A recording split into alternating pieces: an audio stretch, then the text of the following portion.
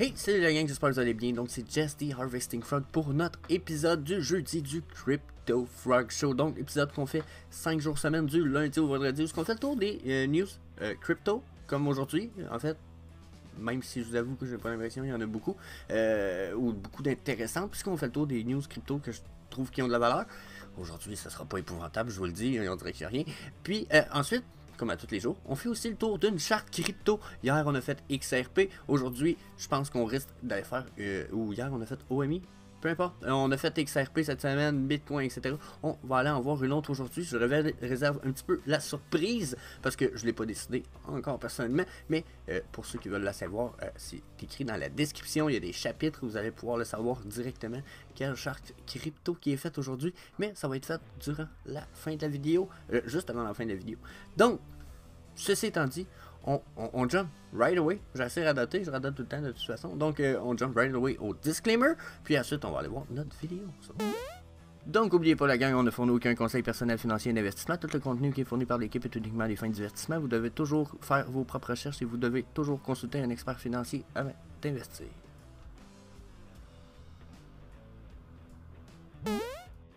Donc, la gang, première news, la sidechain Polygon / Matic qui décide pas qui décide, mais qui a pris comme but de devenir neutral d'un point de vue carbone d'ici 2022. Il disait même qu'il pourrait même tomber dans le négatif d'ici la fin de l'année.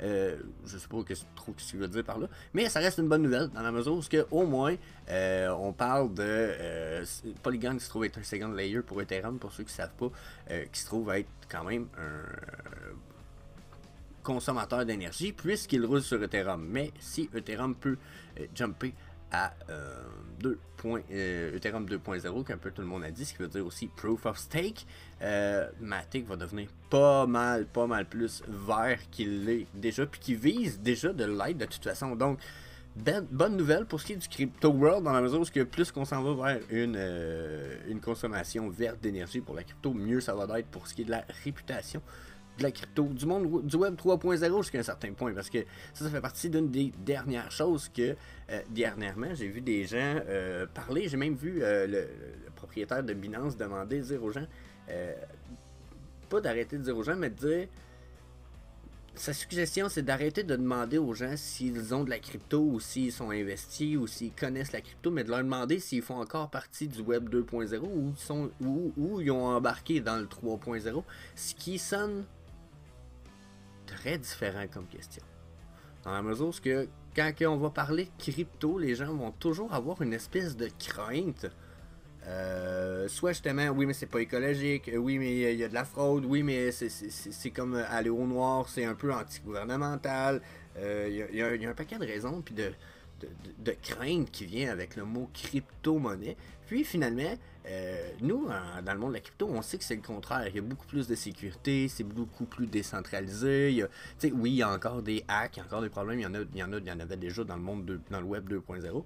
Mais là, ce qui est en train d'évoluer, puis ce qui est en train de naître, c'est ce qu'on appelle le web 3.0. Puis justement, c'est l'équivalent de rassembler tous les avantages de la crypto sous une nouvelle bannière, au lieu de dire de la crypto, ce qui sonne un peu comme crypté, donc frauduleux, caché, comprenez-vous. On y va pour le web 3.0, qui n'est pas quelque chose de caché, parce que la crypto-monnaie et les blockchains ne sont pas des choses cachées de façon générale. Au contraire, ce sont des choses tout à fait ouvertes. Presque tout le monde peut y avoir accès d'une façon fiable pour vérifier des informations. Donc, de notre point de vue, pour ceux qui s'y connaissent, la crypto, c'est comme le monde de demain. Donc, c'est le pourquoi...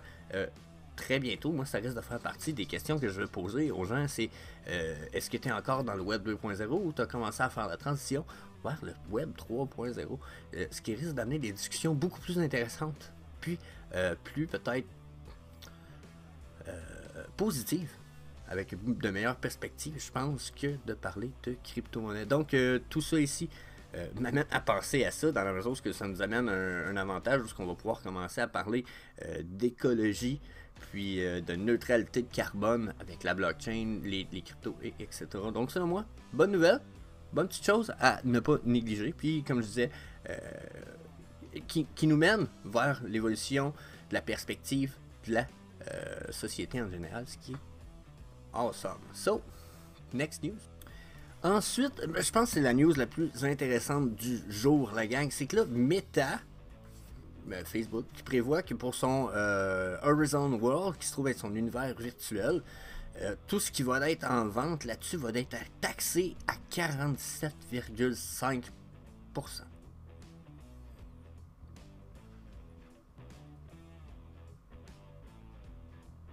C'est moi où il est juste fourré dans la tête. Ça a juste.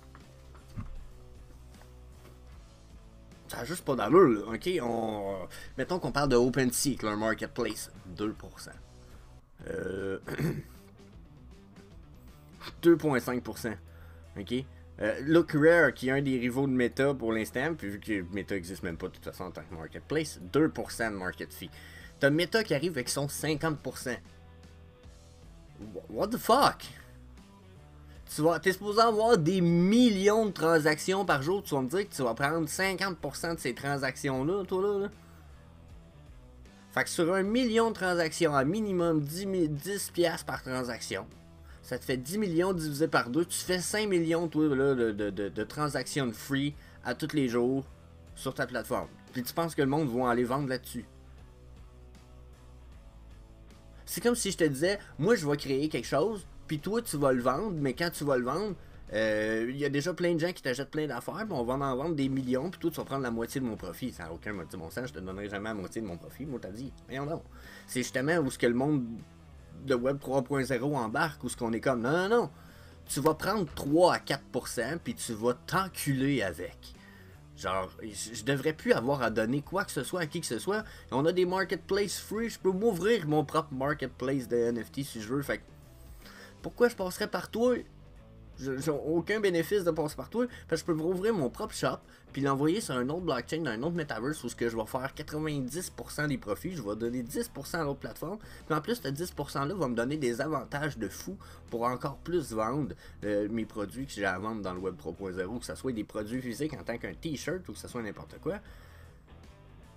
Faut d'être gourmand en. Non, puis c'est solide, genre aucun bon sens. Aucun bon sens, ça. C'est la news du jour selon moi. Je vois pas où ce qu'ils veulent s'en aller avec ça. C'est ça. C'est ce que j'appelle le pouvoir de la centralisation. Puis en plus, Vivek Sharma, le vice-président de Ryzen, a cependant confirmé qu'il ne voyait pas était où le problème. Il rajoute en disant nous pensons que c'est un taux assez compétitif pour le marché. Nous pensons que les autres plateformes pourront avoir leur part. De quoi avoir leur part? T'en auras pas de part.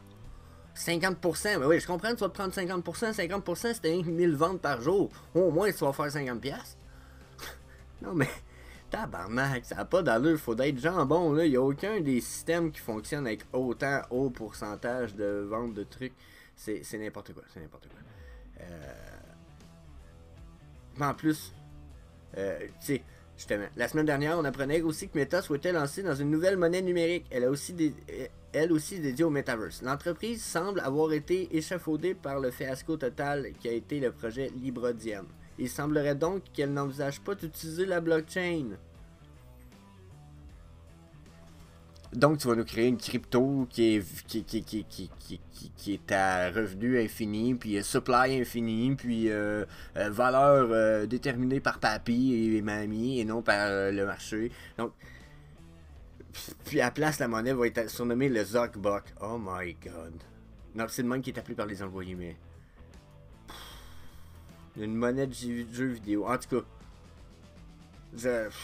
ridicule. Pour vrai, c'est le genre de situation où je suis un peu comme, ok, là vous me décevez, vous avez pas fait vos devoirs, la gang, mais ça fait dur, solide. Je ne comprends pas en tout où ce qui pourrait être l'avantage de tout ça. Au contraire. Donc, next news, la gang, peut-être, il n'y a pas grand chose d'intéressant je vous dis aujourd'hui, mais next news. Notre prochaine news, la gang, est au sujet de Ubisoft qui lance son deuxième fonds. Ou plutôt qui investit dans son deuxième fonds pour la pour la cryptosphere, la blockchain, etc. Puis qui s'en va un peu plus vers la DeFi. Donc, il est écrit Rounder, puis je vais vous le lire parce que je pense que pour une fois c'est intéressant. Je vais pas survoler le plus possible. Je peux vous le lire, c'est vraiment intéressant. Rounder, le développeur de jeux français Ubisoft avait réfléchi dès 2019 aux potentialités de la blockchain pour les achats in-game, en jeu. Donc la société a fait du chemin depuis. Elle avait doublé Tezos pour sa plateforme de gaming NFT, mais Ubisoft met également la main au portefeuille pour soutenir d'autres entreprises crypto.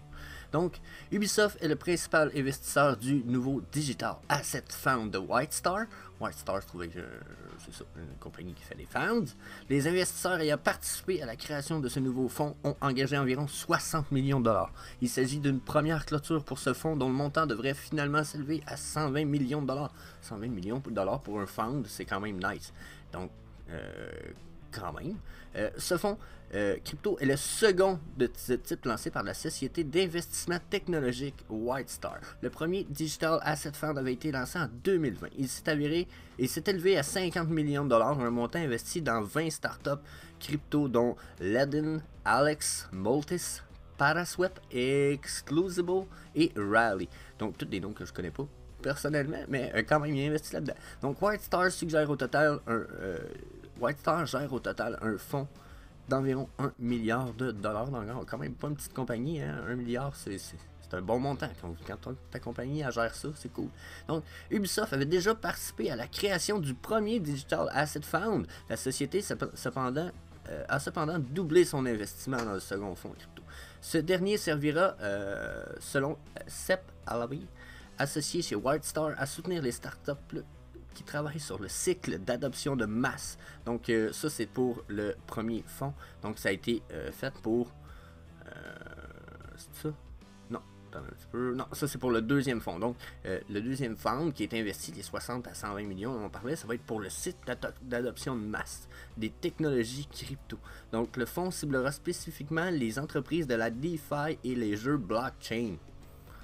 Big news. Donc, le second Digital Fund... Ah, voyez-vous, je pense que je me suis trompé. Ça, c'est le premier Digital Fund. Puis ça, c'est le second. Le second Digital Fund viserait à savoir comment amener le prochain milliard de personnes dans la crypto avec des cas d'utilisation quotidienne des applications. Donc, la DeFi, les jeux blockchain plus des milliers de personnes. Donc, comment amener des milliers de personnes dans la DeFi et la blockchain, c'est le pourquoi, dans le quoi s'en va le fonds. Les investissements se concentreront ainsi dans l'infrastructure et les applications. Donc, c'est une super bonne nouvelle, dans le fond. Ce que ça veut dire, adoption de masse faite par une entreprise de jeux. Donc, les entreprises de gaming, dans le futur, j'ai l'impression, la gang, que tranquillement pas vite, on va voir une espèce de révolution, ce qu'ils vont devenir plus que des entreprises de gaming. Il y en a beaucoup qui vont devenir des entreprises de réseaux sociaux. Donc, à vérifier, checker ça. C'est déjà le cas pour la plupart de ceux qui sont dans le domaine du gaming. Ils savent, leurs jeux sont des plateformes de réseaux sociaux. Là, imaginez, en plus, ces plateformes-là deviennent des réseaux sociaux, des metaverses jusqu'à un certain extent. Donc, ça leur donne beaucoup de pouvoir, si vous voulez mon avis. Ça leur donne même... sans dire du pouvoir, ça leur donne une notoriété qui va être importante, puis plus tard, qui va être notable. Donc, Ubisoft avait déjà participé à la création... Non, c'est pas ça que je voulais dire. Je m'en allais plus loin, il y a d'autres choses aussi.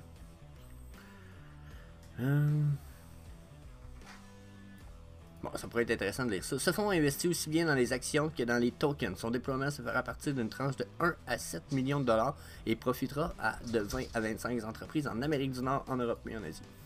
Quand même cool. Donc, après avoir lâché les lapins crétins dans Sandbox, Ubisoft lâche maintenant des millions de dollars qui pourront potentiellement soutenir une adoption massive des crypto-monnaies. Donc, comme je disais, super good news pour l'adoption, la gang. Je pense que c'est à ne pas négliger. Donc, je pense qu'il nous reste juste une petite news. Allez voir, on va aller switcher pour une chart crypto. Dernière news, là, au Japon, la plus grosse compagnie de social messaging app, dans le fond l'équivalent de Facebook Messenger ou peu importe le Messenger, MSN Messenger pour ceux qui sont vieux comme moi, lance finalement son espèce de NFT Marketplace.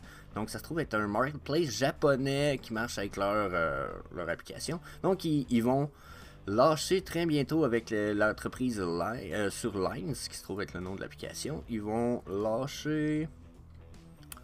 approximativement 40 000 différents NFT à ses 90 millions d'utilisateurs. La première vague va bientôt être réalisée d'NFT, va inclure des vidéos de la compagnie à l'intérieur de la maison, le Yoshimoto NFT Théâtre, puis des caractères connus des animes séries comme Pat Labord, Mobile Police, puis etc. Donc il va y avoir probablement un couple de stock. Regardez ça, ça se trouve être Pat Labord de Mobile Police.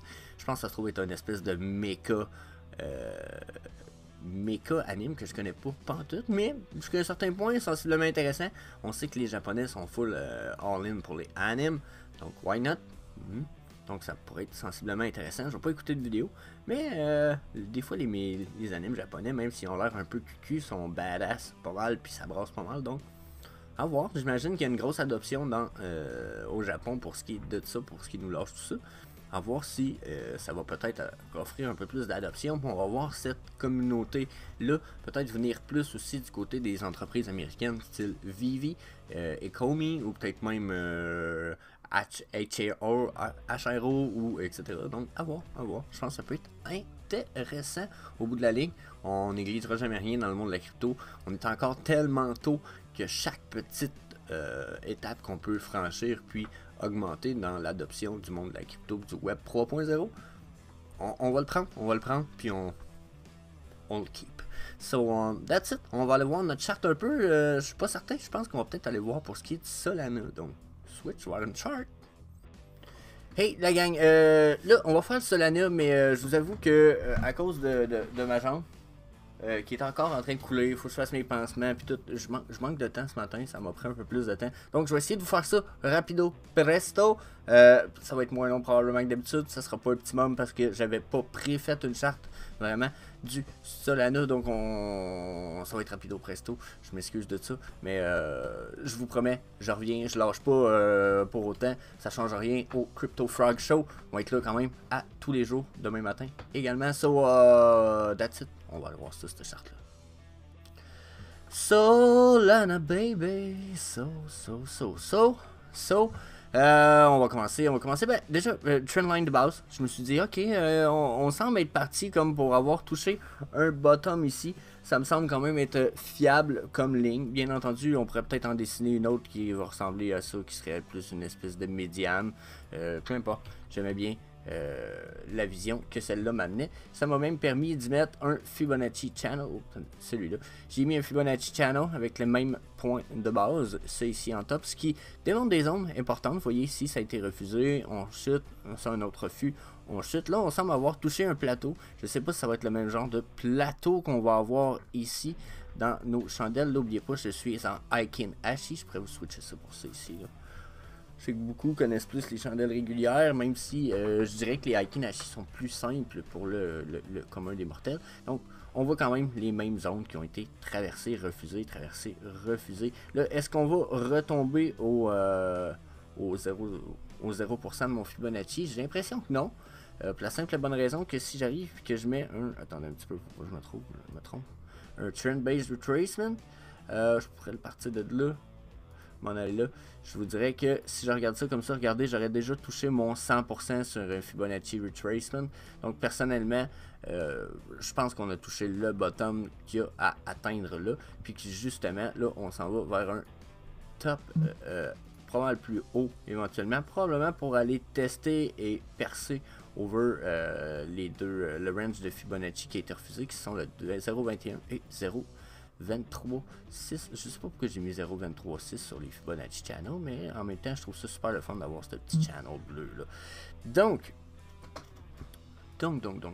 ça ici, là, ici. Donc, si je vois, voyez-vous, là, la prochaine remontée de ma Golden Pocket sur un Fibonacci Retracement, ça se trouve à 0.5, qui est exactement sur mon niveau 0.21 de mon Fibonacci Channel, qui est quand même un Fibonacci de longue date. Donc, d'après moi, on va revenir tester ça ici. Je sais pas si ça va être accepté, percé. Si c'est le cas, ça veut dire qu'on serait probablement en train de faire ce qu'on va appeler un Elliott Wave, dans la mesure où on ferait genre 1, 2, probablement que le 3 va monter minimum là, probablement qu'à là, après je vais y aller à la botche un petit peu parce qu'il faut que je le remonte là. Il y a des bonnes chances qu'on aille dans ces niveaux là ici, mais voyez en plus on a des plateaux là dans ces coins là. Donc il se pourrait qu'on ait joué dans ce coin-là. On va venir souvent flasher le top de la vague 1, ce qui veut dire qu'on pourra retourner genre ici, avant de remonter là, quelque chose dans le genre. Donc ça se pourrait très bien qu'on soit en train de faire un Elliott Wave Impulsive. Si c'est le cas, ça va ressembler à ça. Puis on voit que ça corrèle quand même bien avec les Fibonacci Channel qu'il y a là. Il y a aussi un Fib Speed que j'avais appliqué ici. Là, on va enlever certains petits trucs pour pas fucker tout le monde. Hein, parce que même pour moi, ça peut être fucké. Donc, le Fib Speed qui est appliqué sur le dernier bottom. Comme vous pouvez voir, là, lui, on est parti d'ici, on a été chercher notre zone 6,18, on est même 0,75 on pourrait dire. On est redescendu le 0, on l'a traversé. Une fois qu'on l'a retraversé, on a retraversé toutes nos zones. On l'a retouché, bon, on n'a pas touché un bottom, mais juste pour dire qu'on y retourne dans nos zones tranquillement. On a été rechercher un 0 et on a retourné à 0,115. Donc les possibilités qu'on retourne, selon moi, vers notre zone de 0 sont bonnes. Puis si on réapplique rapidement notre Fibonacci Channel, vous allez voir que notre zone de 0 se retrouve juste ici, over du top qu'on a fait dernièrement quand on a flashé ici. Donc ça pourrait être logique qu'on s'en aille dans ces régions-là à venir pour Solana de prime abord. Ça me paraît safe. C'est sûr que là, j'ai pas regardé mes indicateurs automatiques, semi-automatique là, je fais juste regarder les indicateurs manuels. Donc si je réinstalle, pas je réinstalle, mais je regarde le prochain Fibonacci Channel que j'avais installé. Lui, je l'ai installé plus sur la dernière tendance. Regardez ici le bottom là, puis le top ici. En fait, peut-être pas assez haut là. Donc le bottom à ce niveau, le top ici à ce niveau-là, qui se trouve être entre mes deux bottoms. On voit que si on a touché un bottom ici, effectivement, nos prochaines zones sont dans ces niveaux-là. Donc à voir pour la suite, je vous dirais 6,18 me semble probable ici, mais je sais pas si on va réussir à aller faire ça, puis on va percer plus haut. Il n'y a rien qui me l'indique de prime abord, surtout que c'est un fib qui est très short term, ça fait pas longtemps qu'on peut dire qu'il existe, donc si c'en est un valable, c'est le futur qui va nous dire beaucoup plus que le présent actuellement. Si on regarde un peu plus les indicateurs semi-automatiques, nos EMA nous ont fait un dead cross sur le daily. Il y a quand même pas très longtemps, on parle de 9 mars environ. Ouais, 9 ici en fait. 14 février, on a eu comme un autre dead cross, une confirmation, je vous dirais, là, le 6 mars. Mais on est les lignes sont très proches l'une de l'autre. Donc là, possiblement Golden Cross à venir. Si c'est pas le cas, ça va être une chute à venir. Sur le 4 heures, ça me dirait quoi dans ce cas-ci? Sur le 4 heures, on a fait un Golden. Donc, à moins... Ah, mais là, on vient de faire un mini dead. Donc ça, c'était un Golden, la ligne verte et la blanche. Puis ici, regardez, là, on est en train de faire un mini dead cross. Donc, possible dead cross à venir. Downtrend possible sur le short term, mais le long term me dit qu'on est encore bullish. Donc sur le 4 heures, là, mon motherfucker est un peu contradictoire. Puis encore là, encore une fois, sur le long term, il est bien plus downtrend, mais sur le short term, il est uptrend. Donc possible remontée selon moi, mais descente. Pour l'instant, là, ça ici, il semble me donner quelque chose de clair. Possible de remonter, on va aller taper sur nos EMA fort possiblement avant de redescendre. Ça a l'air d'être parti pour une downtrend. Si je retourne les 4 heures, la descente, ça serait quoi? Une descente. Est-ce que notre EMA, notre long term serait déjà prête à chuter ici? Je sais pas. Bonne question. On va aller voir l'Ultimate MACD, voir ce qu'il nous dit de tout ça rapidement. Ultimate MACD nous dit on perd de la force sur la downtrend, on serait en train de repartir uptrend. Mais la downtrend n'est peut-être pas terminée, quoique, hein, vu que ça pointe encore pas mal en bas, possible que la downtrend soit pas terminée, mais au moins on semble avoir un reversal de trend. On va aller voir sur le 4 heures, il nous dit quoi? Uptrend, mais en train de perdre. Donc, contradictoire un matin, Solana. Ok, on va aller voir les RSI pour, puis les deux RSI. On va aller voir Monsieur Stock. Nos volumes, il a l'air de quoi? Je viens de penser à ça. On a du volume un peu, mais il en manque. Il en manque du volume. C'est pas comme ici, là. Ça, on avait du volume. Là, on a juste du volume pour empêcher la chute. Donc, Stochastic, lui, est bullish. Oh, ok. On va aller voir le RSI. À cette heure, il nous dit neutre. Oh, neutre, même bearish. On a des contre-indications en ce moment, c'est assez épouvantable hein, pour ce qui est du OMI, du Solana. Oh my god, je suis en train de mélanger les chartes. Ouais. C'est vrai que j'avais installé un SpeedFan, j'en ai pas parlé. Hein. Je viens de le flasher sans vraiment vous le dire, là, mais je pourrais le montrer ici. Donc, il y a un SpeedFan qui a été mis à partir d'en haut que j'avoue avoir bien aimé depuis qu'il a touché son son niveau 0 qui a ostiné longtemps. Là. Il est reparti sur une trend du style où là, il traverse les zones tranquillement pas vite. On vient d'aller toucher notre Golden Pocket Zone. On l'a comme pas accepté, mais il y a des chances qu'on y retourne. Donc là, est-ce que ce uptrend-là est valable? Je sais pas, parce que pour l'instant, le RSI qui est moins réactif généralement va me donner une image de plus long terme. Pour plus long terme, il me montrait qu'on n'aurait pas fini de descendre. Donc là, est-ce qu'on s'en irait faire une espèce peut-être de double bottom sur ma trendline qui est ici? J'ai l'impression que ça pourrait être possible en ce moment. Là. On pourrait avoir une espèce de rebond. Oups. Ici. Puis on pourrait rester dans la zone 0,5 de mon FIB. Avant d'aller chercher 18. Non, ben, même à ça, attendez un peu là. On est allé toucher, mais on pourrait rester dans le 0,382. C'est pas la 0,5 ça. La Golden est ici.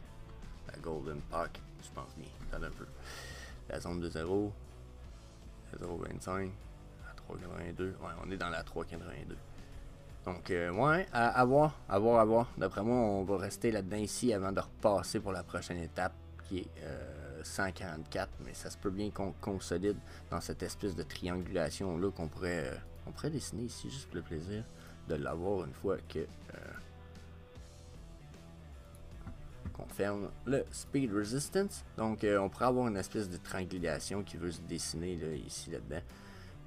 C'est surtout à cause de ça, bien entendu là. Hein, tenez-moi pas rigueur, j'invente pas des triangles là, dans les airs, c'est surtout à cause du FIB qui me donne cette impression de triangulation là, le FIB Speed Resistant Fan, mais c'est pas ça va être à voir, surtout que là il y a beaucoup de combats les EMA. Je sais pas quoi penser du sol, tu sais qu'il faut que je fasse une charte vite faite que j'ai pas déjà charté au préalable, puis que là je vais essayer de faire ça vite, puis vite et clair, puis comme c'est là ça va être vite et pas clair. Grosse période de consolidation, évaluez ça. Il y a des chances que ça tombe puis que ça descende la main quasiment de part égale. Donc, évaluez ça de votre part. Je sais pas quoi vous répondre. Sur le 4 heures, on serait... Oh, on pourrait être downtrend. God. Sorry la gang, je sais pas quoi vous dire. J'irais pour une grosse incertitude en ce moment. J'aime ça être plus clair quand je donne un chart, soit bullish, soit bearish. Mais Golden Dead. Je pense que je vais être bearish.